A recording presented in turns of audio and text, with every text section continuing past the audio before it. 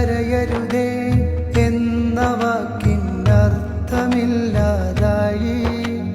തളരരുതേ എന്ന് തകർന്നവരോട് പറയാൻ പേടി. കരയരുതേ എന്ന വാക്കിനർത്ഥമില്ലാതായി. തളരരുതേ എന്ന് തകർന്നവരോട് പറയാൻ പേടി. ഈ മണ്ണിൽ ഒരു ദേശം